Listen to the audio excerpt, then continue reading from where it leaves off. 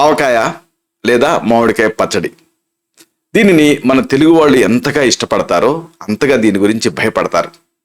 అయితే ఆవకాయకి సంబంధించి అసలు ఆరోగ్య ప్రయోజనాలు ఏమైనా ఉన్నాయా, ఉంటే ఏమిటవి, ఇంకా దీనికి సంబంధించిన ఆసక్తికరమైన వాస్తవాలు ఏమిటి, అన్నిటికీ మించి ఆవకాయ కథ ఏమిటి, దీని చరిత్ర ఏమిటి, ఆవకాయని ఎవరు ఎప్పుడు ఎలా తినొచ్చు, అన్నిటికీ మించి ఆవకాయ తయారీలో వాడే పదార్థాల ప్రత్యేకత ఏమిటి, అలాగే దీన్ని అసలు బేసిక్గా ఎలా తయారు చేస్తారు, ఈ మొత్తం సమాచారాన్ని ఈ వీడియోలో మనం వివరంగా తెలుసుకోబోతున్నాం.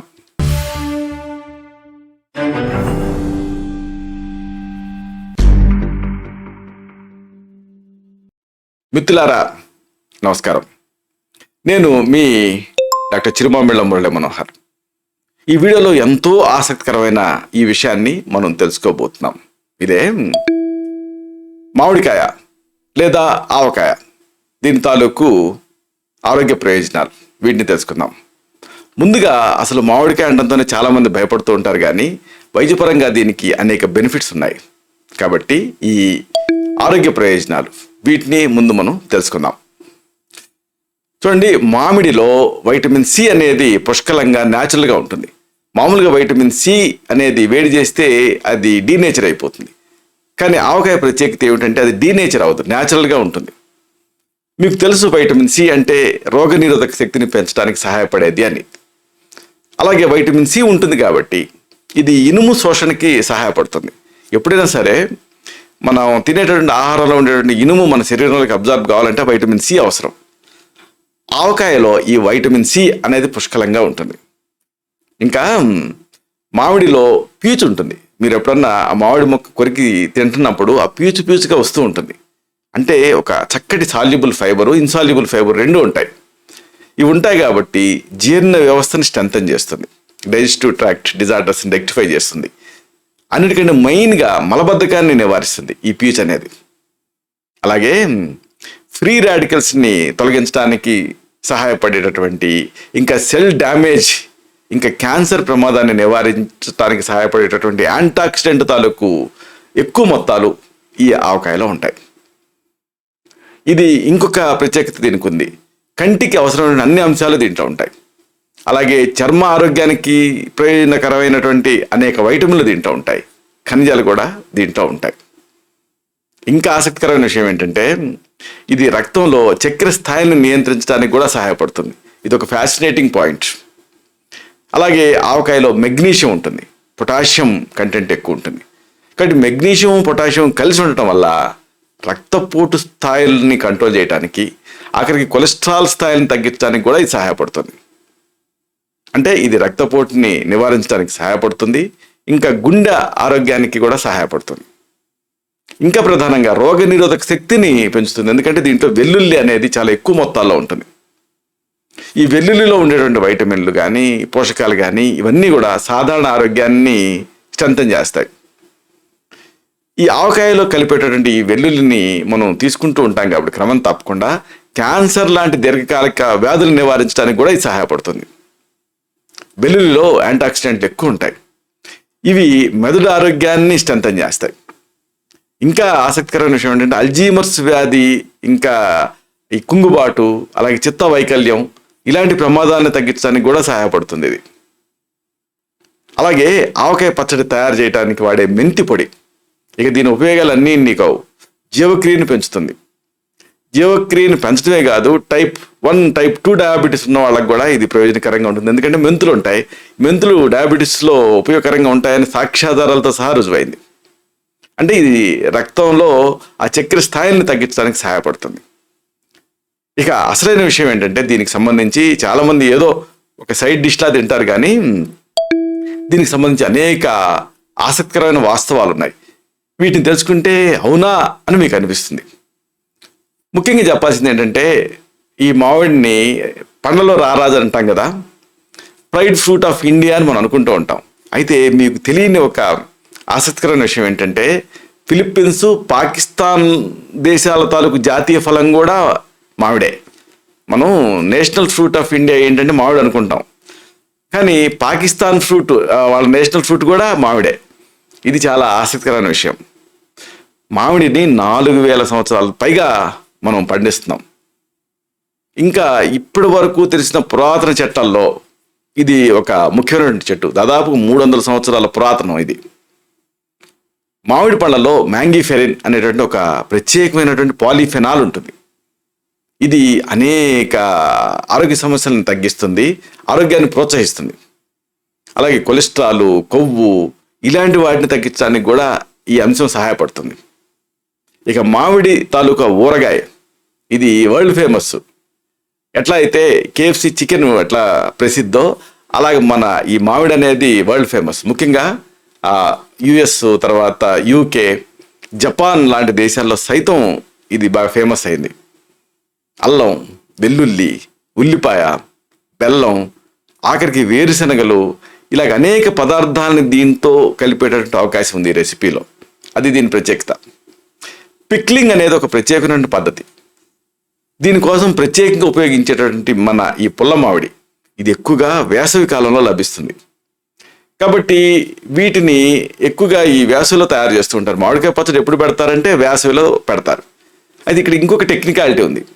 వేసవి కాలంలో వాతావరణపు వేడి ఎక్కువ ఉంటుంది. కాబట్టి ఆ వేడిగా ఉన్నప్పుడు ఈ ఊరగాయని మనం పెడతాం కదా, దీని షెల్ఫ్ లైఫ్ ఎక్కువ ఉంటుంది. అంటే పాడవదు త్వరగా. అంటే చలికాలం లేకపోతే వర్షాకాలం పెడితే ఆ పదార్థాలు పాడవుతూ ఉంటాయి. ఎండాకాలం పెడితే అంత త్వరగా పాడవవు. అది దీనికి ఒక ప్రత్యేకత. అలాగే ఇంకొక ఆసక్తికరమైన విషయం ఉంది. దీంట్లో ఉండేటువంటి ఇంగ్రీడియంట్స్, అంటే మామిడి పచ్చడికి, ఆవకాయ పచ్చడికి మనం వాడేటువంటి ఇంగ్రీడియంట్స్ వేసవి తర్వాత వచ్చేటువంటి వర్షాకాలంలో వైరస్ బారిన పడనివ్వకుండా చేస్తాయి. బాడీ కోర్ టెంపరేచర్ని పెంచుతాయి. అందుకే మన వాళ్ళు దీన్ని వేడి వేడి అంటారు. కానీ అసలైన రహస్యం ఏంటంటే రక్త ప్రసరణ పెంచుతుంది దీంట్లో ఉండేటువంటి అంశాలన్నీ. భారతదేశంలో సుమారుగా 17 రకాల మామిడి తాలూకు ఊరగాయలు లేదా ఆవకాయలు మనకి అందుబాటులో ఉన్నాయి డిఫరెంట్ ప్లేసెస్లో. అయితే ఇక్కడ ఇంకొక ఆసక్తికరమైన విషయం ఇదేమిటంటే ఆవకాయ కథ అలాగే చరిత్ర. ఇది కూడా కాస్త తెలుసుకుంటే చాలా ఆసక్తికరంగా ఉంటుంది. మామిడికాయతో చేసినటువంటి ఊరగాయ దక్షిణ భారతదేశంలో చాలా ఫేమస్, ప్రసిద్ధి చెందినటువంటి ఊరగాయ. దీన్ని ఆవకాయ అని కూడా పిలుస్తారు. ఇది మామూలుగా ఆంధ్ర ఆరిజిన్. ఇది బేసిక్గా ఇది అనేక శతాబ్దాలుగా చేయబడేటటువంటి ఒక పురాతనమైన సాంప్రదాయపు వంటకం. ఇక దీంట్లో చాలా వైవిధ్యాలు ఉన్నాయి. ఉన్నప్పటికీ కూడా ఈ ఊరగాయ తాలూకు అత్యంత సాధారణ పదార్థాలు ఏమిటి అంటే 1 మామిడికాయ, 2 ఆవాలు, అందుకే ఆవకాయ అంటారు, 3 కారం పొడి, 4 ఉప్పు. ఇవి బేసిక్ ఇంగ్రీడియంట్స్. ఇక రకరకాల మసాలా దినుసులు దీంట్లో ఒరిజినల్ రెసిపీలో కలుపుతూ ఉంటారు. ఇక తమిళనాడు ప్రాంతంలో అయితే ఆ వర్షన్ మన ఆంధ్ర వర్షన్ కొద్దిగా తేడా ఉంటుంది. అంటే సాపేక్షంగా తమిళనాడు తాలూకు ఆవకాయ కాస్త తక్కువ మసాలాతో ఉంటుంది. ఇక ఈ రెసిపీ దీనికి అద్భుతమైన రుచి ఉంటుంది. కాబట్టి దక్షిణ భారతదేశం తాలూకు సాధారణ గృహాలలో అందరిళ్లలోనూ దాదాపు ఇది ఉంటుంది. చాలా ఇష్టంగా తింటారు. అయితే ఇక్కడ ఇంకొక వైద్యపరంగా చెప్పాల్సింది ఇదేమిటంటే ఆవకాయని ఎవరు ఎప్పుడు ఎలా తినొచ్చు ఇది తెలుసుకోవాలి. 1 లేదా 2 టీ స్పూన్లు మొత్తంలో ఈ మామిడికాయ తాలూకు ఈ ఊరగాయని తినొచ్చు. అన్ని వయసులో వాళ్ళు తినొచ్చు. ఇక్కడ ఇంకొక ఆసక్తికరమైన విషయం ఉంది. పెరుగన్నం కోసం సైడ్ డిష్గా దీన్ని లంచ్ టైంలో తినొచ్చు. ఎందుకంటే పెరుగు గురుత్వం అంటే కఫాన్ని పెంచుతుంది. కఫం పెరగటం వల్ల కొంతమందికి గొంతులో నస ఇలాంటివి వస్తాయి, మగత వస్తుంది. అందుకని ఆవకాయని చేర్చి పెరుగుడు తింటే 1 ఉప్పు అదనంగా వాడాల్సిన అవసరం ఉండదు, 2 ఆ కఫాన్ని ఇది కౌంటరాక్ట్ చేస్తుంది ఈ ఆవకాయ అనేది. ఇది దీని ప్రత్యేకత.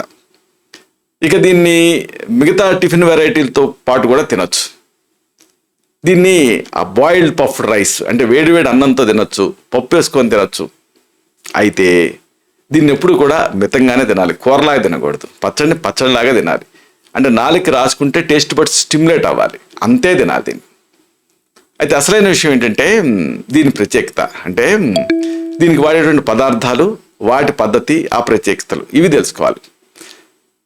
మామిడికాయ అని మనం ఊరగాయ కింద పెడుతూ ఉంటాం కదా, దీంట్లో ప్రధానంగా ఒక ఫ్యామిలీకి ఒక నెల రోజుల పాటు చేసుకోవాలంటే మామిడి ఒక మీడియం సైజ్ది కావాలి మీకు. అలాగే వెల్లుల్లి పేస్ట్ 1 టేబుల్ స్పూన్ కావాలి, ఎండుమిరపకాయలు 3 కావాలి, ఆవాలు 1/2 టేబుల్ స్పూన్ కావాలి, మెంతి గింజల పొడి, దీన్ని 1 టేబుల్ స్పూన్ సిద్ధం చేసుకోవాలి. ఎర్రకారం పొడి 1 టీ స్పూన్ సిద్ధం చేసుకోవాలి. అలాగే పసుపు పొడి 1/2 టీ స్పూన్, ఇంకా ఉప్పు 1 టీ స్పూన్ లేదా మీకు అవసరమైనంత. ఇక నూనె 1/4 కప్పు ఇలా సిద్ధం చేసుకోవాల్సి ఉంటుంది. దీని పద్ధతి చాలా సింపుల్, ఎవరైనా స్టూడెంట్స్ కూడా చేసుకోగలిగేటట్టు ఉంటుంది. ముందు ఆ పుల్ల మామిడికాయల్ని బాగా కడుగుతారు, తెల్లటి గుడ్డతోటి తుడుస్తారు, తర్వాత ఆరబెడతారు. ఆ తర్వాత సన్నగా కోసి పక్కన పెట్టుకుంటారు. ఇప్పుడు ఒక మీడియం సైజ్ గిన్నెలో మసాలా తయారు చేస్తారు. అంటే ఎర్రకారం, మెంతి పొడి, పసుపు పొడి, వెల్లుల్లి పేస్టు, ఉప్పు వేసి కలుపుతారు. దీన్ని ఆ మసాలా దీని మసాలా నచ్చు, దీన్ని పక్కన పెట్టాలి. ఇప్పుడు ఒక బాణంలో నూనెను వేసి వేడి చేసి ఈ ఆవాలు వేసి అలాగే సన్నగా తరిగినటువంటి ఎండుమిర్చిని కూడా జోడిస్తారు. కొద్ది సెకండ్లలో మంటను ఆపేసేసి ఆ మసాలా దినుసులు కలిపారే ఆ గిన్నెలో పోస్తారు. ఇప్పుడు సన్నగా తరిగినటువంటి మామిడిని ఇదే గిన్నెలో వేసి అన్ని పదార్థాలను బాగా కలుపుతారు. ఇక్కడ బాగా బాయిల్ చేయడం అనేది ఏం లేదు, మీరు గమనించే ఉంటారు. కాబట్టి వైటమిన్ సి అనేది డిస్ట్రాయ్ అవ్వదు. ఇది బాగా కలిసిన తర్వాత దీన్ని ఒక గాజు సీసాలో గాలి చొరబడినటువంటి కంటైనర్లో బదిలీ చేసి రాత్రంతా అలాగే ఉంచుతారు.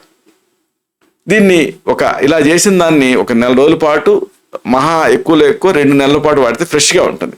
ఆ తర్వాత స్లోగా అది డీనేచర్ అవడం మొదలు పెడుతుంది. తినేటప్పుడు ఎప్పుడు కూడా శుభ్రమైన పొడి చెంచాన్ని ఉపయోగించి దీన్ని తీసుకోవాల్సి ఉంటుంది. ఇలాగా ఈ ఆవకాయకి అనేక ఆరోగ్య ప్రయోజనాలు ఉన్నాయి.